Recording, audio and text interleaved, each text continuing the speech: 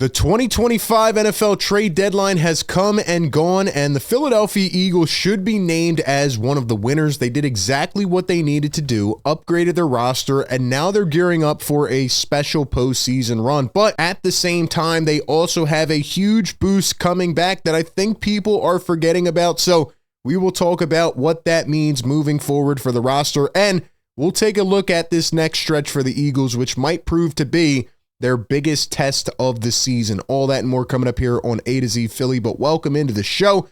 I am your host, RB, and man, oh man, it's crazy that we're already here. The trade deadline is past us, and it was a very active deadline day, but based on what I am seeing from the Eagles, and based on what I saw from the rest of the NFL this past weekend, I think the Eagles might be in a better situation than anybody, so we'll talk about that a little later on. But going back to the deadline day, it was very active. They said it was like the second or third most trades, I think, ever, or maybe since like 1980 or 1990. There was a lot of buzzing going on. Really quiet from Howie Roseman, but he already got out in front of it. He knew what he wanted to do. He had a plan. He executed and made his moves. But couple big trades. I mean, Sauce Gardner to the Colts, that's a big-time defensive move for them, really making a push. You had a couple receivers move around to the Jags, the Seahawks. I thought the Jets did really well, getting a lot of good draft capital back for their players. And the Dallas Cowboys were actually active. They went out and got a 3-time Pro Bowler in Quinyon Williams. They got Logan Wilson from the Bengals. Great moves by the Cowboys. But guess what? The Cowboys might not even make the playoffs. Listen, man, Jerry Jones is acting with emotion. He doesn't know what he's doing. You know what the Cowboys also did? They moved to 3-5 because they lost to a backup quarterback. The Cowboys should have just kept Micah Parsons if they did not want a historically bad defense. Now they're trying to recoup for it, and I don't even think the Cowboys are going to make the playoffs. But with the Philadelphia Eagles, I thought they had a successful deadline. And every team right now, you can hear the way people are talking and acting, are coming for the Philadelphia Eagles. They're the reigning champions, and they're 6-2. And the offense is starting to look better. Things are starting to click. So what does Howie Roseman go out and do at the deadline? He upgrades the positions of need. Cornerback, he gets Michael Carter, Jair Alexander. Then he goes out and gets an edge rusher in Jaelan Phillips. Gets a couple 7th-round picks, gives away a few picks, trades away John Mechie, and it just speaks to the mentality of Howie Roseman. I think that he had maybe the best trade deadline out of anybody because he was active. He got out in front of it. He didn't wait for deals to come to him. And he's just gotten so much better at that over the years. Howie Roseman talked about making 9 trades since the start of training camp. He says, quote, "It's a mentality. We can always upgrade at every spot. We owe it to our fans, our players, our owner to always be looking. It is hard to find talented young guys. However, we obviously don't give up picks just to give up picks." So he said this back in August too. Like, I'm not just going to make the trades just because people don't want all these picks, right? And because the Eagles are trying to repeat. He said, be patient with me. Once we find the value that's there, we will make the trades. And maybe it's not perfect, but now the Eagles have some more cornerbacks to work with, and their pass rush is starting to look a lot better. Speaking of pass rush, Howie Roseman was asked about his reported interest in trading for guys like Myles, Garrett, and Micah Parsons. And this is what he said. When there's opportunities to be aggressive for the right players, we're not going to sit on our hands. You don't have great success without taking great risk.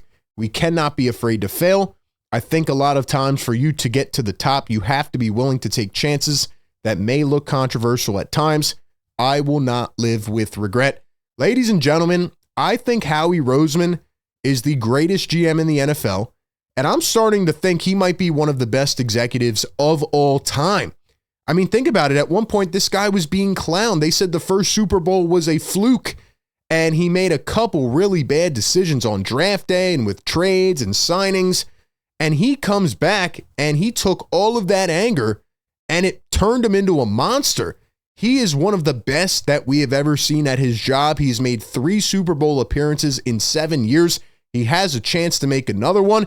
And it feels like almost every button he pushes now is the right one. I am just so blessed to be able to watch this era of Eagles football ran by this guy, because you can see the drive, the passion, you see the look in his eyes, the consistency, the hunger. He is not just one of those guys that's there to get paid. he really wants to win. And you can see that it eats him away at his core. And that's why he's making deals on Saturday nights and Monday mornings at 5 in the morning. This guy is incredible. And I predict that in a couple years, there will be another situation where Howie Roseman needs to send a couple picks and strike a big deal.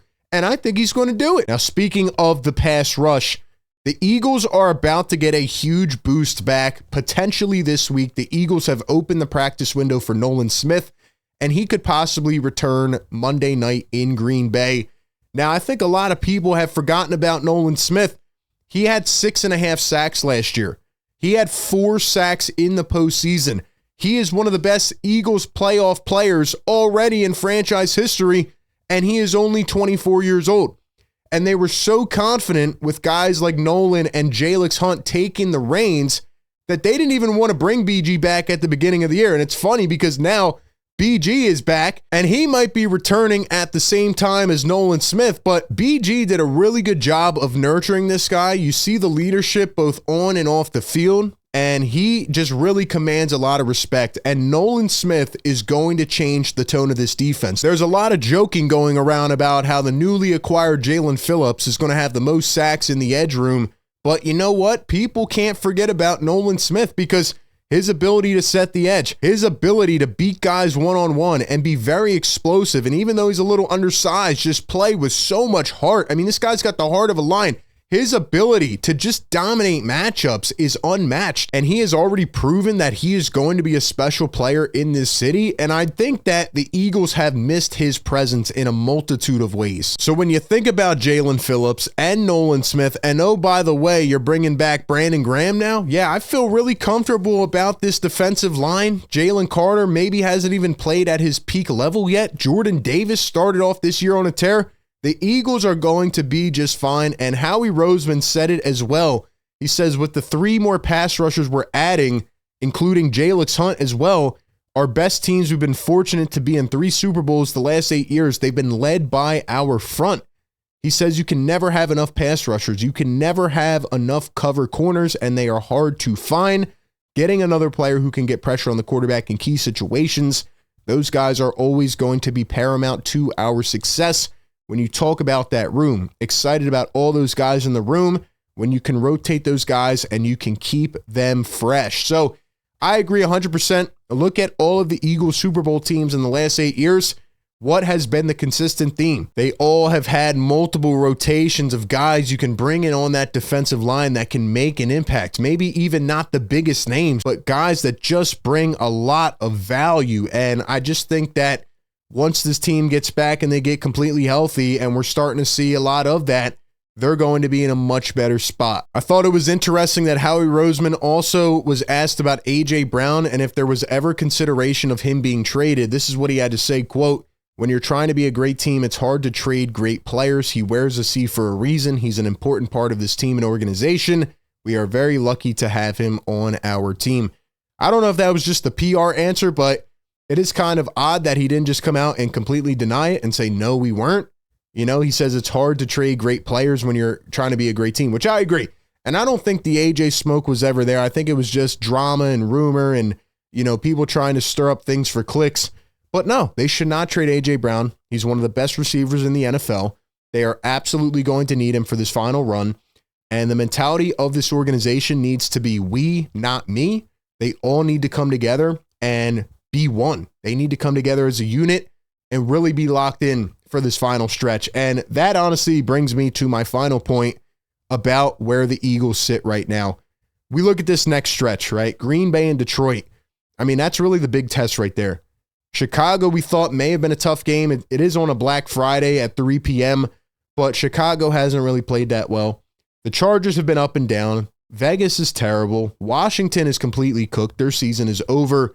And the Buffalo Bills will be a tough game at the end of the year. But you're coming off the bye week, and you're going up against a Green Bay team that got embarrassed by the Carolina Panthers. They're going to be out for revenge. Then you have Detroit, who I think might be, honestly, one of the toughest teams in the NFL compared to the Eagles right now. I mean, this is going to put your defense to a test right away. If the Eagles can make it through these next couple games, and I know their opponents are banged up right now, but if the Eagles can get 2 big statement wins here, I think it's going to send a message to the rest of the NFL like, hey, you have to come take our crown away. Like, we're still sitting on the throne. It is ours to lose and yours to gain. And we look at the NFC, like I said, Tampa Bay is dealing with a lot of injuries. Seattle's really been stout. I mean, they're kind of going under the radar a bit. Great defense. Darnold's playing well. Green Bay's coming off an embarrassing loss. The Rams have been up and down, but, they're usually there at the end of the year. San Fran has been banged up. Detroit banged up. And you look at the rest of these teams, I mean, man, even in the NFC East, the Eagles might have this wrapped up already. So these next couple of games will have a lot of impact, not only in the NFC standings, but just overall mentality-wise and trying to set a tone for the rest of the season coming out of the bye week. We have to see this team clicking on all cylinders yet again. And last but not least, I do want to bring up one more point. I saw this on Next Gen Stats. I thought it was interesting. From the last Eagles game against the Giants, they said, the Eagles utilized jumbo personnel, which is 6 offensive linemen, on 17.5% of the plays, the second highest rate in a game under head coach Nick Sirianni. 8 of the 10 jumbo personnel plays were runs, and they gained 114 yards and a touchdown. So they finally got the run game going. Maybe that's something that they found, a hidden gem, and they can continue to utilize that moving forward. But even the bigger point that I've been bringing up for weeks now, the Eagles lined up under center on 36.8% of the plays against the Giants, which was also their second highest rate under Nick Sirianni. And we saw the way that they were able to tear the Giants apart. When running under center, Eagles running backs averaged 10.6 yards per carry, the highest mark by any team this entire season. So again, you have to switch it up. Can't be predictable. Go ahead and give me your thoughts down below. How do you feel about this team? Do you think they won the trade deadline? Give me all your thoughts. As always, appreciate everybody for tapping in. Be sure to like, comment, and subscribe. And as always, I will catch you on the next one.